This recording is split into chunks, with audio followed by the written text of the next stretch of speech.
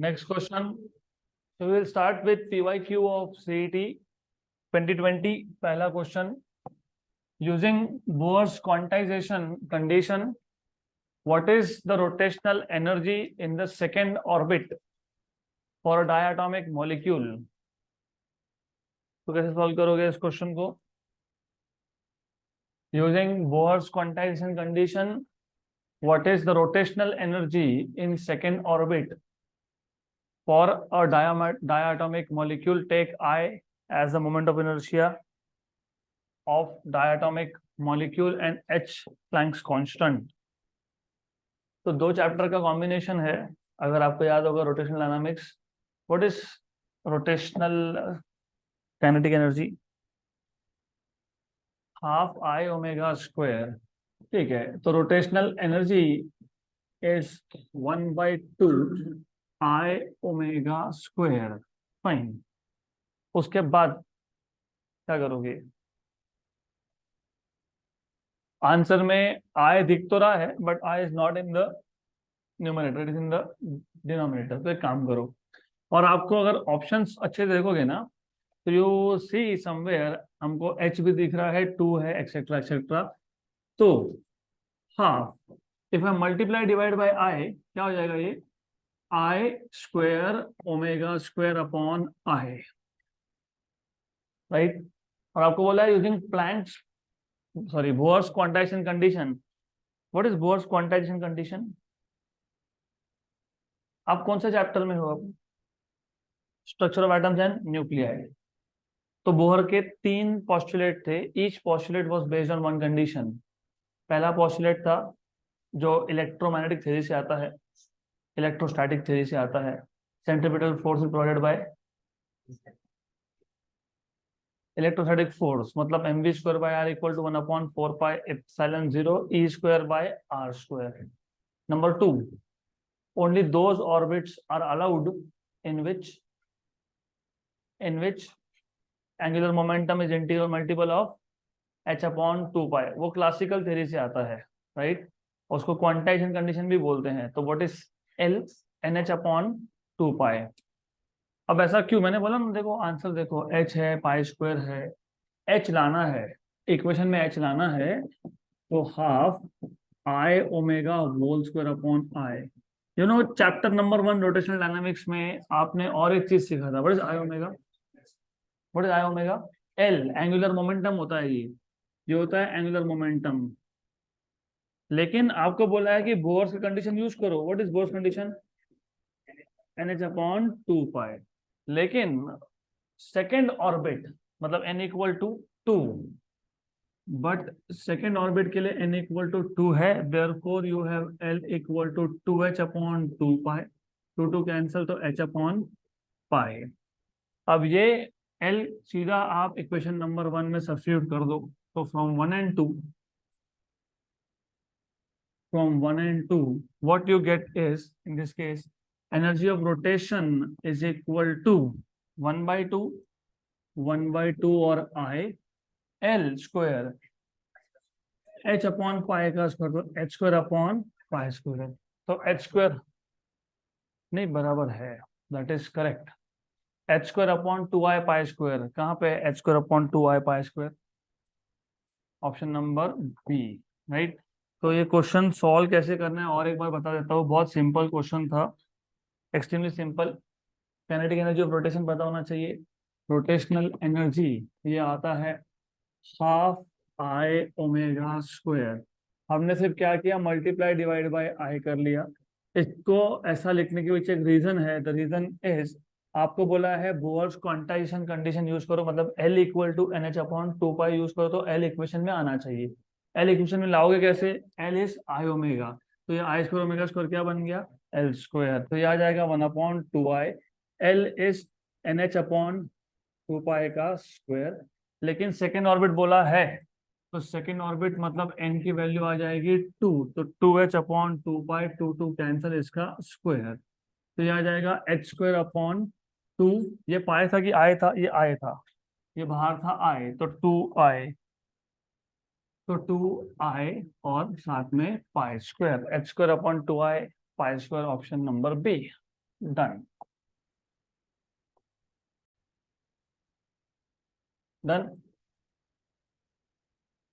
Next question, very simple. Before we go to next question, what is the equation for speed of electron in any orbit? कल ही बताया था और याद रखने के लिए बोला था. कल ही बताया था और I told you कि याद रखना काम में आएगा. What was the equation of speed? Z square upon 2h epsilon 0 n. अगला question, the ratio of speed of electron in the ground state. ground state मतलब कौन सा state? What is the meaning of ground state? n equal to 1. So ratio of speed of electron in the ground state in the Bohr's first orbit of hydrogen atom to velocity of light is. velocity of light मतलब c. तो कुछ नहीं है, आपको speed of electron in first Bohr orbit upon c इसका ratio पूछा है. तो क्वेश्चन से पढ़ो, ratio of speed of electron in ground state to that of speed of light, velocity of light. तो क्या पूछा है? v by c. अभी अभी आपसे पूछा, आपने बोला v equal to Z square, लेकिन z इक्वल टू 1 आएगा. क्यों? क्योंकि हाइड्रोजन एटम है. e square upon 2h epsilon 0 n बराबर सही है. एप्सिलॉन 0 आएगा ना, कि एप्सिलॉन 0 स्क्वायर आएगा? एप्सिलॉन 0. तो खत्म हो गया question. What is so difficult here? v by c e square upon 2h epsilon 0 n into c. खत्म, डन. कहां पे दिख रहा है? ऑप्शन नंबर बी, क्योंकि n इक्वल टू 1 है बिकॉज ऑफ फर्स्ट ऑर्बिट. तो for first orbit you have n value equal to 1. तो हो गया, यही आंसर है. सिर्फ n की वैल्यू 1 कर दो तो n इक्वल टू 1 आ गया. e square upon 2h epsilon 0 c. Option number B. e square upon 2 epsilon 0 hc. Option number C. खत्म, done. Next question, question number 3. The ratio of energies of photons produced due to transition of electron of hydrogen atom from number 1 second to first energy level मतलब 2 to 1. वैसे 2 to 1 transition को एक नाम भी है. कौन सा सीरीज में आता है ये? लाइनमैन. 2 to 1 को बोलते हो first line, 3 to 1 second line, 4 to 1 third line. तो पता होना चाहिए. And highest energy level to second level. Second level पे ट्रांजिशन हुआ तो कौन सा सीरीज होता है? वो बाल्मर सीरीज. और आपको बोला है highest energy, which is the highest energy level? Infinity. Highest energy level is infinity level. Infinity से सेकेंड पे बोला है ट्रांजिशन, उसको क्या बोलते हो? लास्ट लाइन, या फिर क्या बोलते हैं? Series limit. थोड़ा ध्यान दो, ध्यान दोगे तो क्वेश्चन सिंपल है. ऐसा है, हाइड्रोजन एटम में जो फर्स्ट ऑर्बिट होता है उसको हम लोग एनर्जी लेवल से ड्रॉ करते हैं, स्ट्रेट लाइन से. फिर जो सेकंड होता है उसको और एक स्ट्रेट लाइन से ड्रॉ करोगे, n equal to 1, n equal to 2, n equal to 3. और जैसे जैसे हायर लेवल पे जा रहे हो तो एनर्जी का डिफरेंस कम कम कम होते जाता है. This is what something you need to know. So as you are going at higher and higher energy levels, the difference is becoming less and less. तो ये आगे आपके पास last level, that is highest level, that is infinity level. पहले level पे transition हुआ तो series is known as Lyman series. 2 to 1 हुआ तो फर्स्ट लाइन, 3 to 1 हुआ तो second line, 4 to 1 third line, infinity to 1 last line, जिसको आप बोलते हो सीरीज लिमिट. और क्योंकि एनर्जी डिफरेंस सबसे ज्यादा है और energy and wavelength are inversely proportional to each other, energy difference अगर ज्यादा हो तो वेवलेंथ स्मॉलेस्ट होता है, राइट? तो वो स्मॉलेस्ट वेवलेंथ होता है बेसिकली. तो ये सब आइडियाज आपको पहले से पता होने चाहिए. अगर ये पता है तो इस टाइप के question you can solve via 2-3 different methods. 2 method तो मैं बता दूंगा आपको और दोनों ही इजी है. The ratio of energies of photons produced due to transition of electron of hydrogen atom from. आपको पता है whenever electron makes a transition from higher to lower it emits energy, right? En minus Ep equal to hc by lambda. Number 1. Method number 1. कहां से कहां, पहले second से first और बाद में हाईएस्ट से सेकंड, और इसका आपको चाहिए एनर्जी का रेशो। तो case one as you know, कहां से ट्रांजिशन हो रहा है, n equal to 2, p equal to 1, और आपको पूछा है एनर्जी, तो एनर्जी का फॉर्मूला क्या होता है, H C by lambda. Energy in the first case, wavelength in the first case, what is 1 by lambda, what is 1 by lambda, आपने खुद में किया है सब। What is 1 by lambda, Rydberg constant 1 by P square minus 1 by N square, R नहीं N. 1 by lambda equal to R 1 by P square minus 1 by N square, ये है 1 upon wavelength का फॉर्मूला। तो H C by lambda is the energy emitted. तो हम लोग पहले H C by lambda one के लिए व्हाट इज एन की वैल्यू 2, व्हाट इज पी की वैल्यू 1, तो 1 अपॉन 2 बराबर। तो this is E1 equal to, ये आ जाएगा एच सी आर 1 माइनस 1/4, 3/4, ये आ जाएगा 3/4, ये आ गया energy of the first case.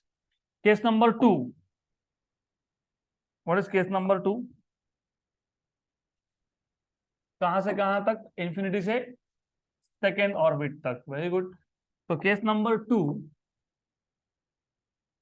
n value is infinity and p value is 2, so energy in second case is again hc by lambda 2, and again lambda वही आएगा 1 upon lambda के लिए, क्या आएगा, r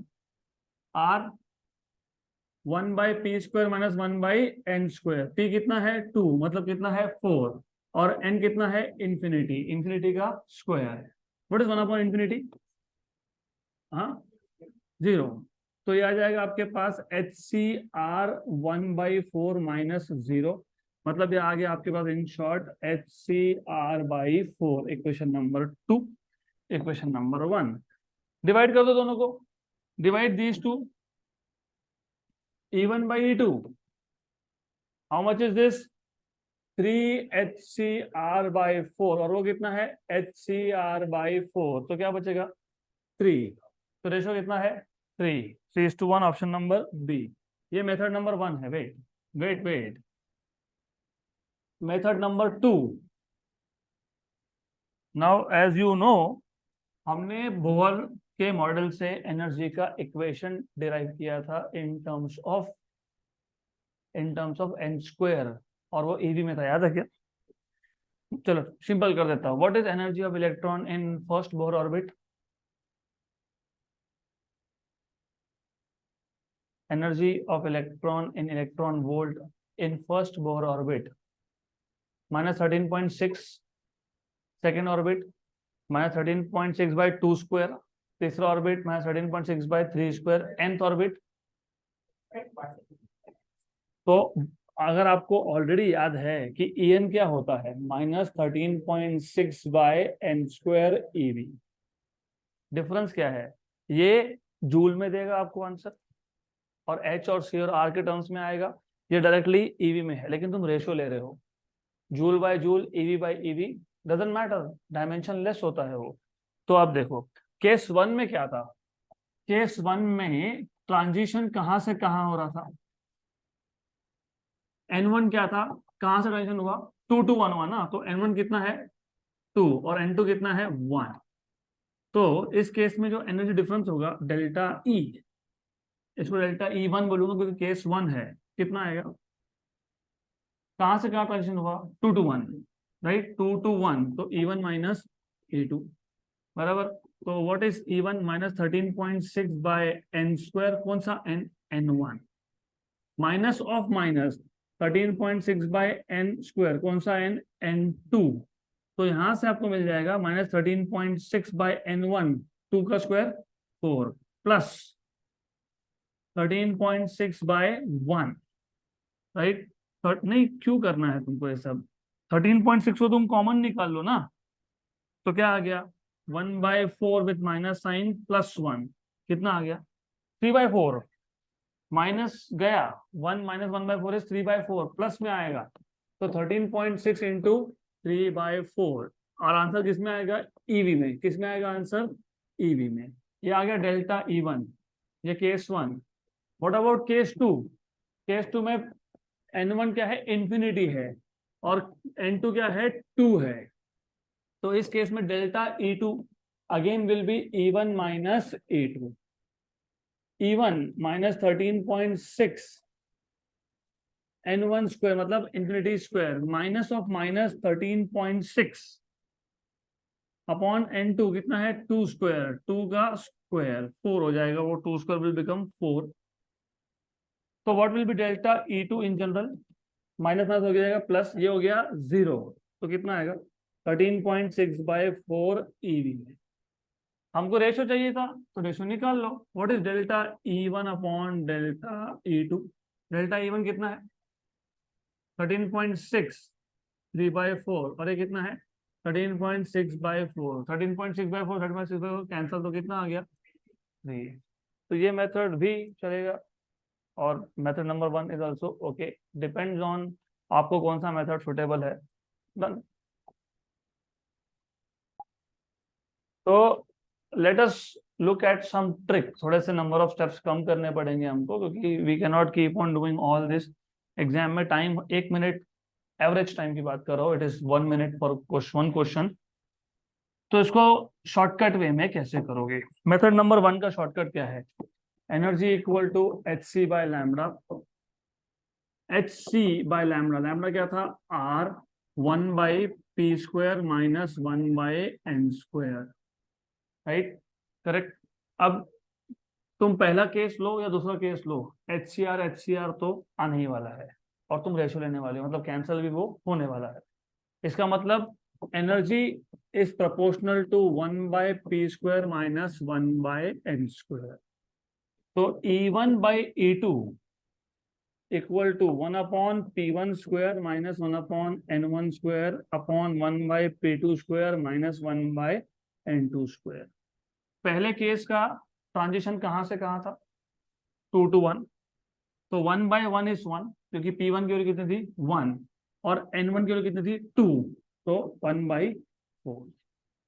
यहाँ पे ट्रांजिशन किस पे है, सेकंड पे, तो 1/4 और माइनस 0, क्योंकि 1/∞ इज 0।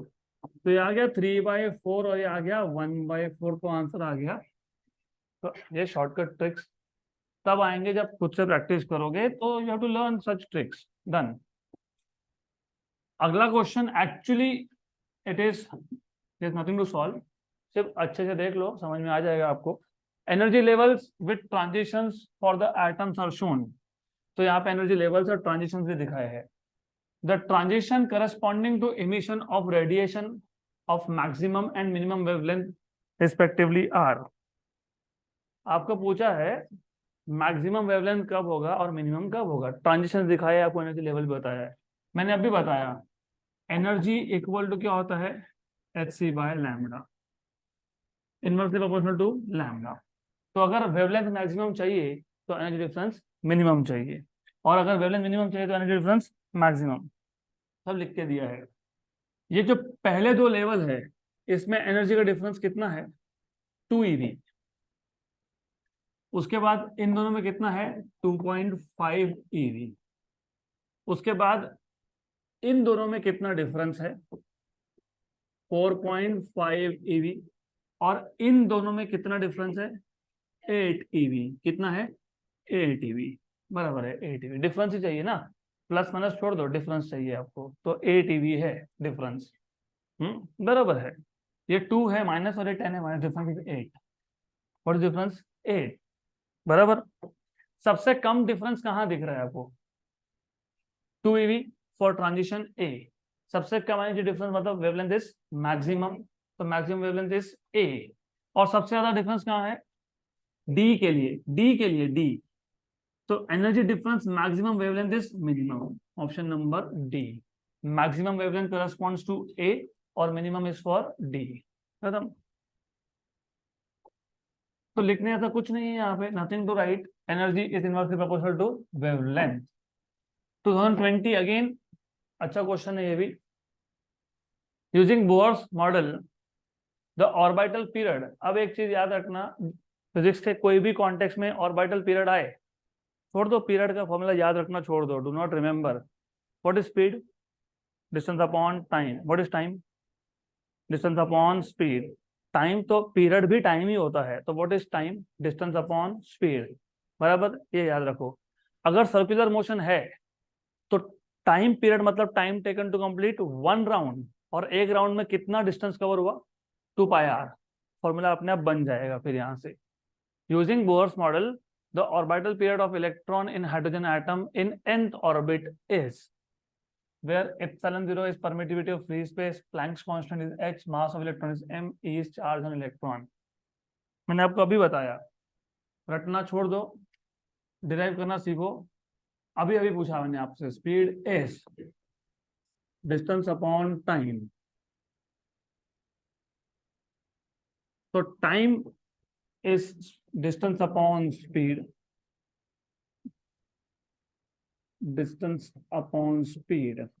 टाइम पीरियड मतलब एक राउंड में लगने वाला टाइम, और डिस्टेंस है 2πr और स्पीड है v, तो rn और vn, करेक्ट। v का तो फॉर्मूला याद है, अभी सॉल्व किया था हमने, क्या था बताओ? हाँ, z छोड़ दो ना, हाइड्रोजन एटम है, z वैल्यू 1 है, e square upon 2h epsilon 0 n। What is r? What is r? h square, आगे क्या, अपॉन क्या, n स्क्वायर, ठीक है।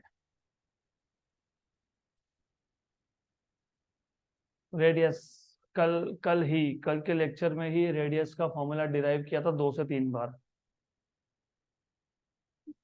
What is formula of radius? मैंने बताया भी था, याद कैसे रखते हो, मैंने ट्रिक भी बताई थी आपको। What is radius of electron in orbit of hydrogen atom?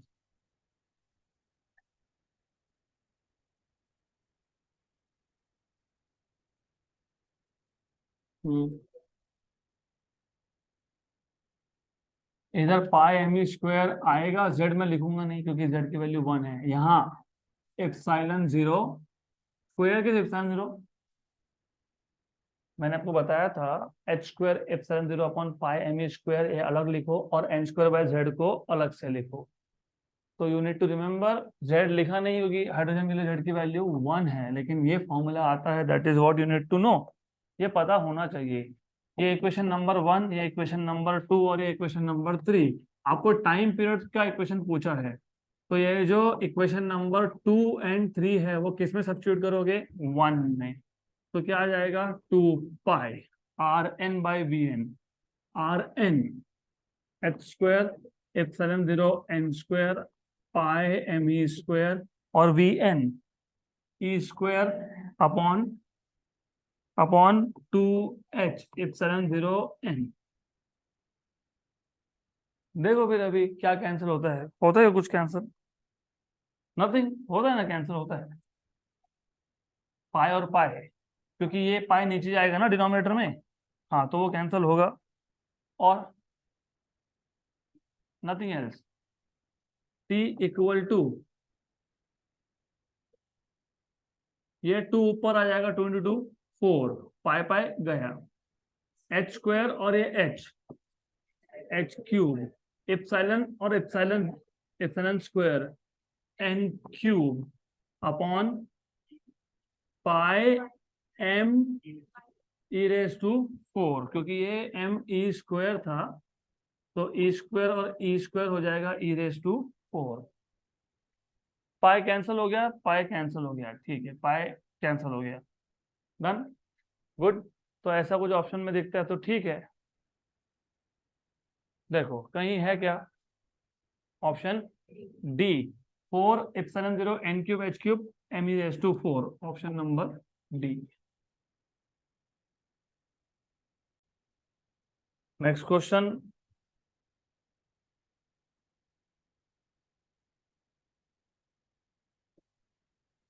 Bohr model is applied to a particle of mass m and charge q।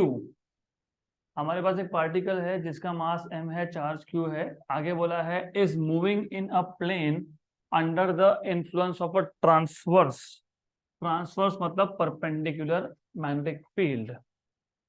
Magnetic field का रोल क्या होता है?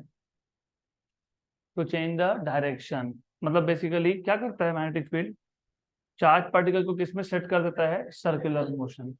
इलेक्ट्रिक फील्ड हुआ तो वो एक्सीलरेट करेगा, मतलब स्पीड बढ़ाएगा चार्ज पार्टिकल का। और अगर मैग्नेटिक फील्ड हुआ तो वो क्या करता है? सर्कुलर मोशन में सेट करता है। कंडीशन नंबर 1, चार्ज मूविंग चाहिए। और पहली बात तो चार्ज चाहिए। चार्ज नहीं है तो मैग्नेटिक फील्ड फोर्स नहीं लगाता। क्यों? What is force due to magnetic field? Q v bar cross B bar. तो क्यू मतलब चार्ज होना चाहिए, बी मतलब मैग्नेटिक फील्ड होना ही चाहिए, वी मतलब स्पीड भी होना चाहिए। तो ये कंडीशंस है that a charge must be moving. Moving नहीं हुआ तो देर इज नो फोर्स। एक चार्ज है जो मूव हो रहा था और सडनली एक परपेंडिकुलर मैग्नेटिक फील्ड आ गया, तो जो स्ट्रेट मूविंग चार्ज था अब वो सर्कुलर मोशन परफॉर्म करेगा। और सर्कुलर मोशन के लिए कौन सा फोर्स एसेंशियल है? Centri centripetal force. अभी क्या बोला है हमने? बोर मॉडल अप्लाई कर दिया किस पे? एक पार्टिकल पे जिसका मास m था और चार्ज था q। और ये पार्टिकल मूविंग है in a plane under the influence of transverse magnetic field, मतलब perpendicular magnetic field. The energy of the charge particle in the nth level will be. Energy of the charge particle, energy मतलब कौन सा energy? Energy moving particle का मतलब कौन सा energy? Kinetic energy. तो क्या फाइंड करना है तुमको? Kinetic energy. Very good. Will this charged particle perform circular motion? Yes, because it has charge, it is already moving and the magnetic field is perpendicular. Magnetic field जब perpendicular apply करोगे तो वो circular motion perform करता है। तो circular motion के लिए compulsory force कौन सा है? सेंट्रीपिटल। वो कौन प्रोवाइड करेगा? Magnetic field. सेंट्रीपिटल फोर्स का मैग्नीट्यूड होता है mv² by r। और ये आता है q we B sine theta, क्योंकि मैग्नेटिक फील्ड का फोर्स है q v bar cross B bar. Right? Magnitude wise बात करोगे तो q we B sine theta. Theta is 90 degree, क्योंकि वेलोसिटी और मैग्नेटिक फील्ड आर परपेंडिकुलर। तो साइन 90 कितना होता है? 1। तो साइन 90 इज 1, इसलिए मैंने लिखा नहीं, यहाँ पे 1 आएगा। इस आर को शिफ्ट कर दो तो mv² equal to Q we B R. हमको क्या चाहिए? Kinetic energy. तो divide by 2 on both sides, divide by 2 on both sides. हमको चाहिए था काइनेटिक एनर्जी, तो ये बन जाएगा half mv² equal to Q we B R. तो Q B B R by 2। अब अगर आप ऑप्शन चेक करते हो तो कहीं पे भी आपको V और R दिख नहीं रहा है। दिख रहा है क्या? VR Q है, B है, Q है, B है, यस राइट। लेकिन VR है क्या? नहीं है। तो ये आ गया energy, that is kinetic energy q B by 2 v r, equation number 1।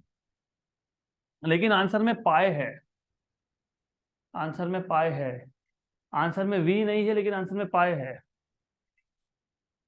NH/2 pi, second postulate.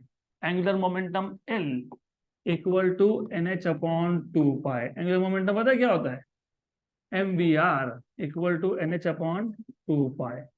यहां से VR क्या मिल जाएगा? तो VH equal to NH/2 pi m, equation number 2। तो from equation number 1 and 2, equation number 1 का left hand side था kinetic energy. Kinetic energy equal to half क्या था? क्यूबी इंटू क्या था? VR। लेकिन VR क्या है? NH/2 पाई m, बराबर 2 इंटू 2 4। तो क्यूबी NH/4 पाई m। तो क्यूबी NH/4 पाई m कहाँ पे है? देखो ऑप्शन सी, क्यूबी NH/4 पाई m।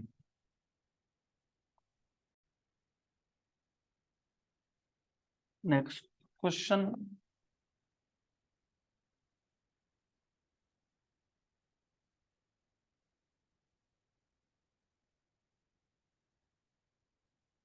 Quick quick quick. चलो अगला क्वेश्चन। ये क्वेश्चन हमने शायद कल किया था सॉल्व, बट ठीक है वापस कर लेंगे, doesn't matter. The wavelength of first line in Balmer series. What is first line of Balmer series? Transition from 3 to 2 in the hydrogen spectrum is lambda. What is the wavelength of second line in the same series? What is second line Balmer का? 4 to 2. तो आपको बोला है अगर 3 to 2 transition हुआ तो wavelength is lambda, 4 to 2 हुआ तो कितना आएगा? तो for first line you will have p equal to 2, n equal to 3. Wavelength is 1 by lambda r, 1 by p square. What is p? 2. 1 by n square, that is 3 square. So 1 by lambda equal to r. 1 by 4 minus 1 by 9 तुमने बहुत बार किया है. 9 minus 4, 5 by 36. So lambda equal to 36 by 5r. Right? Equation number 1. Second line क्या है? Second line के लिए P की value 2, N की वैल्यू 4, वेवलेंथ को बोल देते हैं lambda dash equal to R 1 by 2 square minus 1 by 4 square. तो 1 by lambda dash equal to R 1 by 4 minus 1 by 16. How much? 12 by 64. 12r by 64. तो लैम्बडा डैश आ जाएगा यहाँ से 64 by 12r. दोनों को डिवाइड करना है, डन. तो lambda dash by lambda equal to क्या था? 64 upon 12r upon 36 by 5r. तो सॉल्व करो, जो आएगा वो आएगा. बताओ.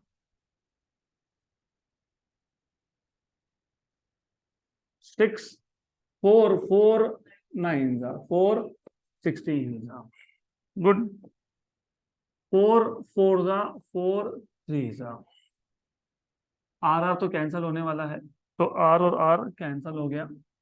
ये 5 ऊपर जाएगा 20, ये 3 नीचे आएगा 27. तो कल ही तो किया था ये 20 by 27 times of lambda. Option number A.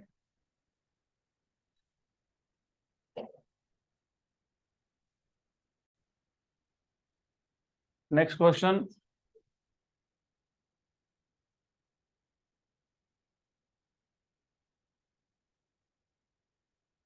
Sure. First. Next question. If the speed of electron of hydrogen atom in the ground state is 2.2 into 10 raised to 6 meter per second, then its speed in the third excited state. अब बहुत सारे books में इसको गलत करके रखा है. Question simple है, सिर्फ थर्ड एक्साइटेड स्टेट मतलब कौन सा स्टेट? n equal to 4. बहुत सारी जगह पे n इक्वल टू 3 के लिए सॉल्व करके रख दिया, वैसा नहीं है वो. तो यू नीड टू रिमेंबर. और भी सिंपल क्वेश्चन है क्योंकि speed is inversely proportional to n. तो v2 bye v1 equal to n1 by n2. तो v2 equal to n1 by n2 times of v1. तो v2 इक्वल टू n1 था 1 क्योंकि पहले था ग्राउंड स्टेट में, फिर पहुंच गया थर्ड एक्साइटेड मतलब फोर्थ स्टेट में, और ये वैल्यू थी 2.2 इंटू 10 रेज टू 6. एक काम करो, पॉइंट इसको दे दो, तो इसका पावर 1 से कम होगा तो 10 रेज टू 5 होगा. 22 by 4 मतलब होता है 5.5. तो 5.5 इंटू 10 रेज टू 5 मीटर पर सेकेंड. हो गया, खत्म. Option number B. Done.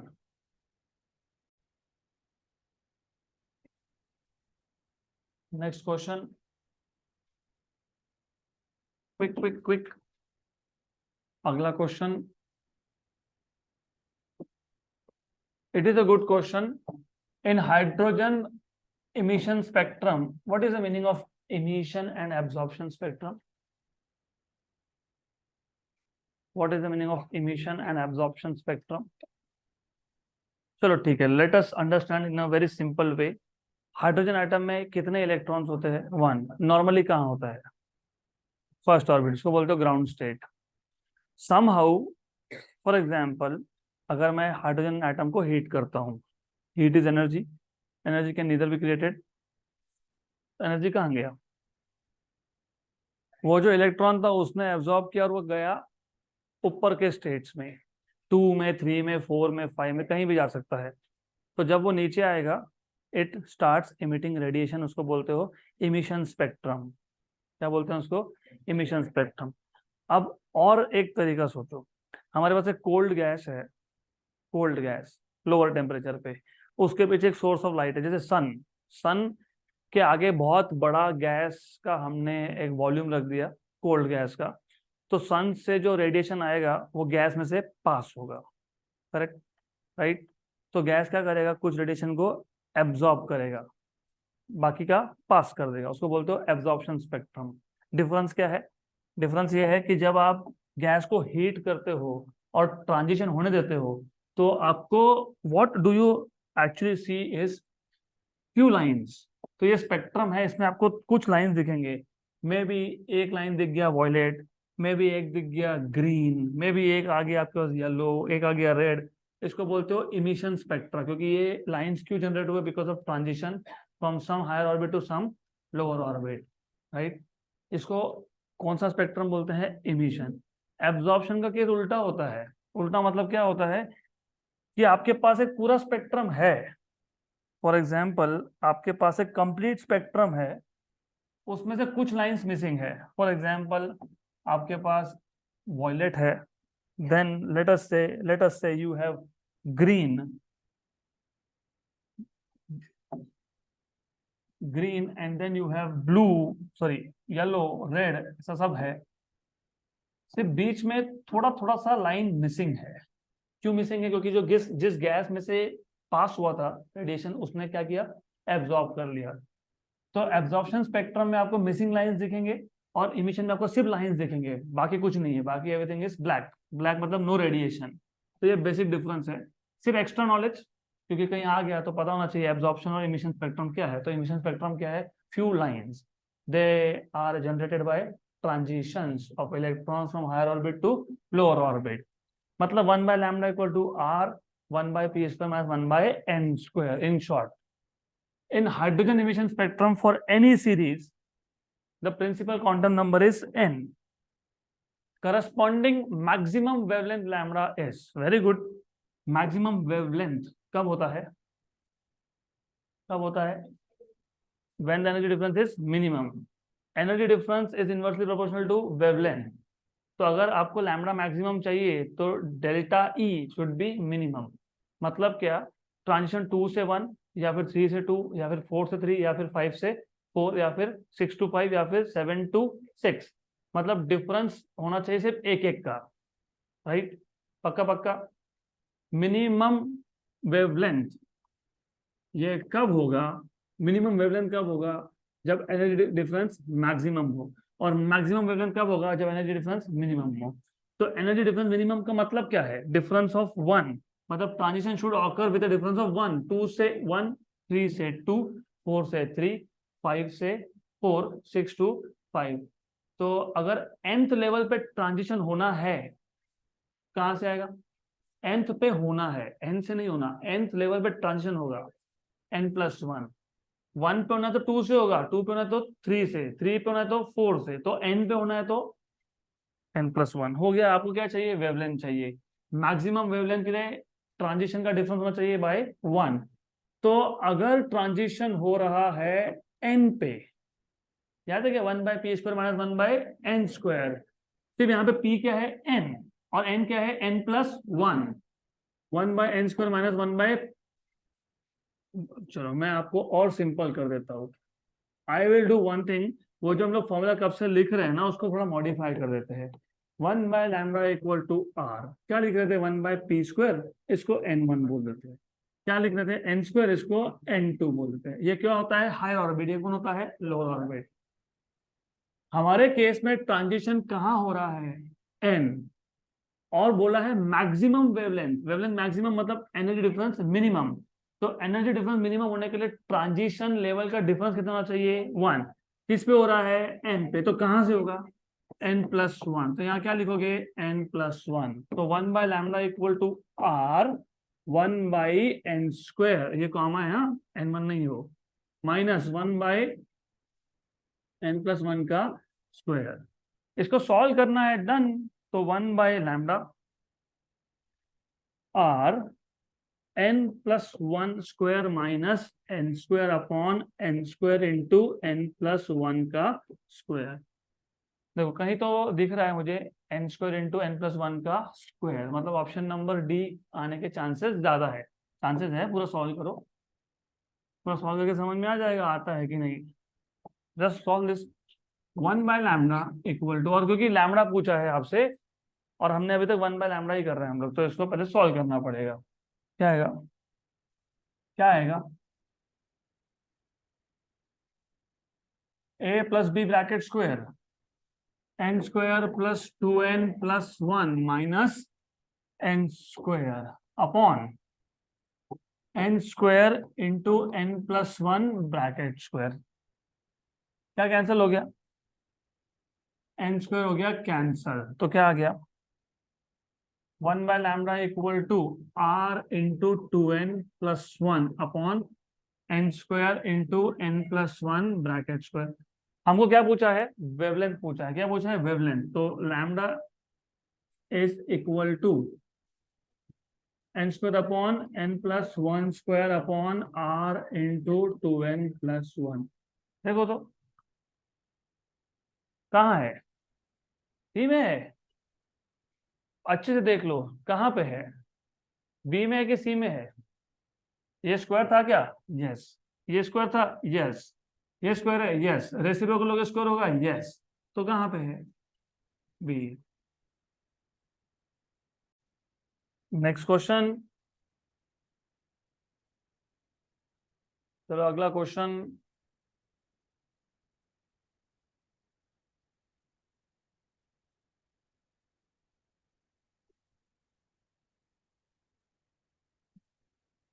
In Balmer series, wavelength of first line is λ1. First line of Balmer series 3 to 2. And in bracket series is wavelength of first line is λ2. Brackett series का पहला line मतलब transition from where to where 5 to 4। याद रखना, याद कैसे रखते हो, L BP BP, Lyman Balmer Paschen Brackett Pfund, Lyman Balmer Paschen Brackett Pfund. तो जो पहला लाइन है किसका, बाल्मेर सीरीज का, तो फॉर बाल्मेर एंड उसके बाद फॉर ब्रैकेट, गुड। तो फर्स्ट लाइन ट्रांजिशन होगा 2 पे, कहां से होगा 3 से, ट्रांजिशन होगा किस पे 4 पे, कहां से होगा 5 से। यहाँ पे वेवलेंथ को λ1 बोला है, यहाँ पे वेवलेंथ को λ2 बोला है। R 1/p² is 1/4, 1/n² is 1/9, R 1/p² is 1/16 and 1/25। Correct. आपको λ1/λ2 पूछा है, याद रखना। तो 1/λ1 इक्वल टू, ये तो तुमने बहुत बार किया अभी, 5r/36, मतलब 36/5r। दिस इज 25 में 16 गए 9 अपॉन 400, पक्का। कैसे करते हो, 25 10 250, 25 6 150, तो व्हाट इज 25 16 400। चलो और एक तरीका है, 16 10 160, 16 20 320, 16 5 80, तो 320 और 80 कितना 400, तो ये कितना है 400। तो λ2 कितना है 400 बाय 9r, बराबर। दोनों को डिवाइड कर लो, क्या आएगा 36/5r upon 400/9r, simple, done. 4 9 100, correct. तो lambda 1 by lambda 2 equal to 81 by 500 है, लेकिन नहीं लिखना ना उसको। क्यों ऐसा? आ रहा तो कैंसिल हो गया, ऐसा क्यों? 1/5 2.0, 0.2, 1/5 इज 0.2, 81/100 इज 0.81। अब देखो 81 2 सा कितना होता है? 162। कितना होता है 162? 2 पॉइंट और 1 पॉइंट तो 3 पॉइंट, तो 0.162। Look look look look, option number A.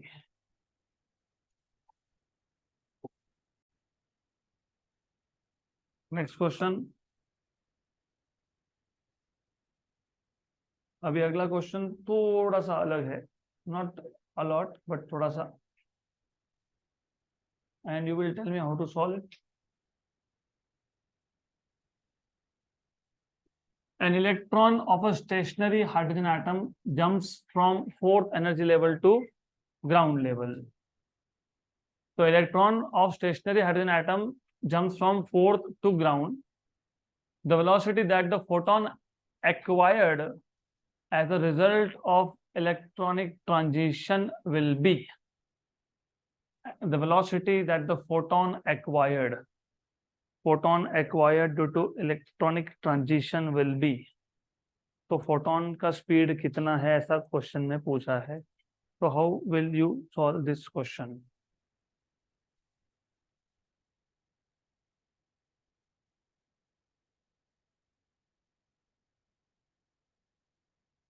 देखो इसमें दो टाइप के क्वेश्चन आते हैं। एक एनसीईआरटी में आज ही सॉल्व किया था, उसमें पूछते हैं what is the velocity of atom. क्योंकि होता क्या है, आपको 11th स्टैंडर्ड का कंजर्वेशन ऑफ मोमेंटम याद है? Law of conservation of linear momentum. एक एक बहुत फेमस केस है गन का। गन और अंदर बुलेट, जब तक तुमने फायर नहीं किया तब तक गन भी रेस्ट पे और बुलेट भी रेस्ट पे। What is initial momentum? 0।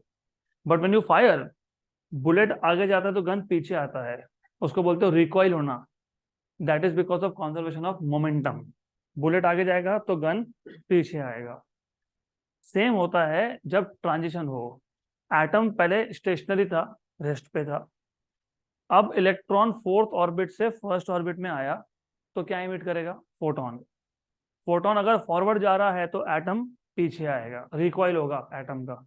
तो कभी कभी पूछते हैं what is the velocity of atom, और ये सेम क्वेश्चन एनसीईआरटी में है, सिर्फ वहां पे वेलोसिटी ऑफ एटम पूछा है, यहाँ पे वेलोसिटी ऑफ फोटोन पूछा है। जो फोटोन इमिट हुआ उसका स्पीड कितना। तो ये सेम क्वेश्चन आ सकता है in CET exam. Only difference is they may ask you the velocity of atom instead of photon. अभी तो फोटोन पूछा तो ज्यादा इजी है। कैसे? आपको क्या पूछा है? Velocity of photon. चलो वेलोसिटी नहीं हम डायरेक्ट फाइंड कर पा रहे, तो क्या तुम फाइंड कर सकते हो? ट्रांजिशन हुआ तो तुम क्या फाइंड कर सकते हो? Wavelength, right? क्योंकि हम कब से वही कर रहे हैं, वेवलेंथ। तो पहले तो तुम वो फाइंड कर सकते हो। तो फॉर्मूलाज याद नहीं आते या समझ में नहीं आता क्वेश्चन सॉल्व कैसे करना, तो एक चीज हमेशा याद रखो, जो गिवन डेटा है उसमें से क्या मिल सकता है वो याद रखो। क्या मिल सकता है? If you look at the option, कहीं तो मुझे एच भी दिख रहा है, मतलब एच आने वाला है, तो तुमको फिर याद होना चाहिए, फिर तुमको पता होना चाहिए, फिर तुमको मिल गया इसका फॉर्मूला। और अगर आपको वेरीफाई करना है कि तुम राइट ट्रैक पे हो कि नहीं, 1/λ में आता है आर। आर कहाँ होता है? न्यूमरेटर में। और एच है न्यूमरेटर में, तो न्यूमरेटर में कौन कौन है? H R. और डिनोमिनेटर में M. H R M, H R M, H R M, H R M, मतलब you are on the right track of solving the question. Physics में बहुत मैटर करेगा। द आइडिया इज, इतने सारे formula है कौन याद रखेगा? याद रख नहीं सकते। तो क्या दिया है? लेवल फोर्थ से लेवल 1 पे जा रहा है, ट्रांजिशन हो रहा है, मतलब ये तो पक्का हो गया कि I can find out this. Level 1 पे जा रहा है लेवल नंबर 4 से। 4 का स्क्वायर इज 16, 1/16 इज 15/16। हो गया, क्वेश्चन खत्म। 15/16 H R by M, 15/16 H R by M. Solve करना ही नहीं होता है ऐसे क्वेश्चन को। 1/λ इक्वल टू आर, ये आ गया आपका 15/16। फिर मैंने बताया था P equal to H by lambda, तो P is M B equal to H by lambda. तो v equal to h by lambda into M. तो h बाय एम को रख दो पहले साइड में, 1 बाय लैम्डा आ गया आपके पास, r साथ में कौन है 15/16। तो हो गया ऑप्शन नंबर डी, खत्म।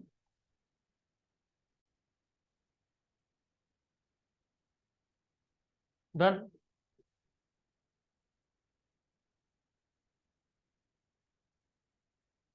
Very good question again.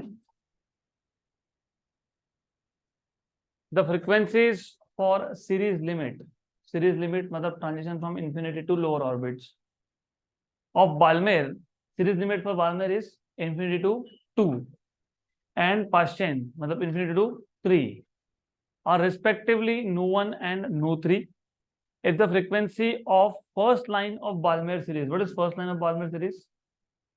3 to 2, right, is nu2, then relation between nu1 nu2 and nu3 is। तो पहले तो क्वेश्चन समझ लो कौन कौन से लाइंस इन्वॉल्व है, सीरीज इन्वॉल्व है, बाल्मेर एंड पास्चेन, राइट।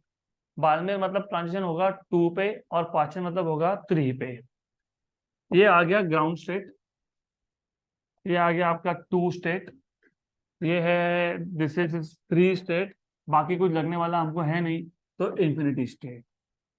तो ये आ गया फर्स्ट, ये सेकंड, थर्ड और इंफिनिटी। एक्चुअली फर्स्ट की भी जरूरत नहीं है, जस्ट ड्रॉ करके रख दिया मैंने। क्या बोला है, the frequencies of series limit Balmer series का सीरीज लिमिट आपको बोला है, उसका फ्रीक्वेंसी है nu1। तो जब यहां से यहां ट्रांजिशन होगा तो frequency emitted is nu1, wavelength is λ1। फिर और किसका दिया हुआ है आपको, पास्चेन सीरीज का, मतलब ये ट्रांजिशन दिया है आपको, ये ट्रांजिशन है, इसका कितना फ्रीक्वेंसी है nu2। उसके बाद nu3, ठीक है nu3, और उसके बाद nu2 कौन सा है, फर्स्ट लाइन, किसका फर्स्ट लाइन, बाल्मेर का फर्स्ट लाइन। तो कौन सा है बाल्मेर का फर्स्ट लाइन, 3 to 2। तो ये फ्रीक्वेंसी कितना है, कितना है nu2, बराबर। रिलेशन पूछा है आपको, रिलेशन, तो रिलेशन फाइंड करेंगे, बराबर।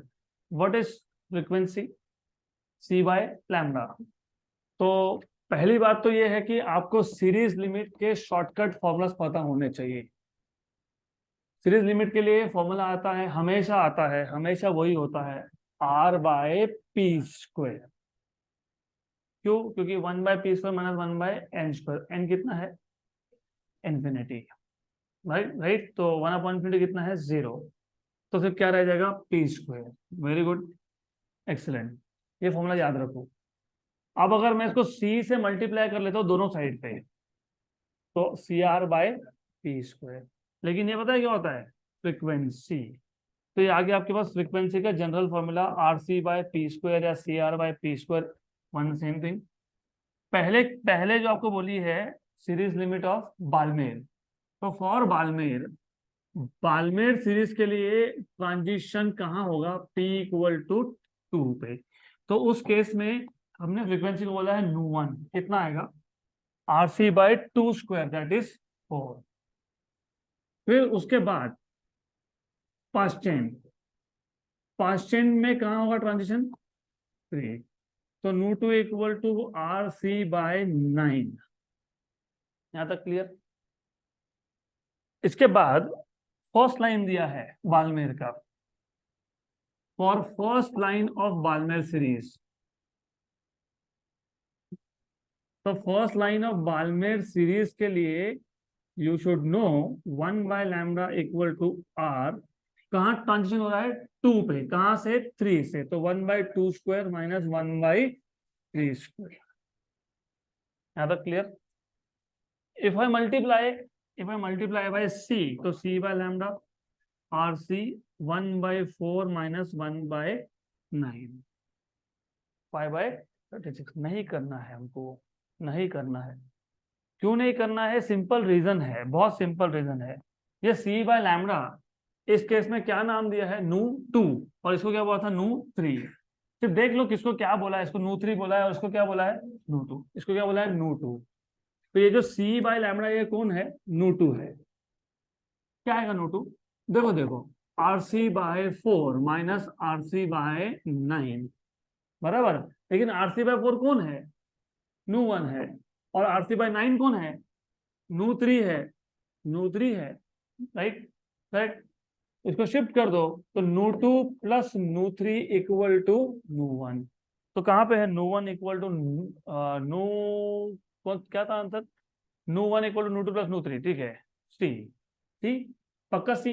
अच्छे से देख के बताओ, पक्का सी? हाँ, तो फिर बताओ क्या। ये देखो ये, और बताओ क्या है ऑप्शन। पक्का ए है?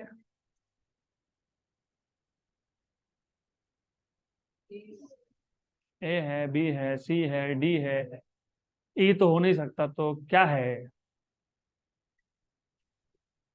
नू 1 माइनस नू 2 इक्वल टू नू 3। इसको उधर भेजो, इसको इधर भेजो, बात खत्म हो गई। अरे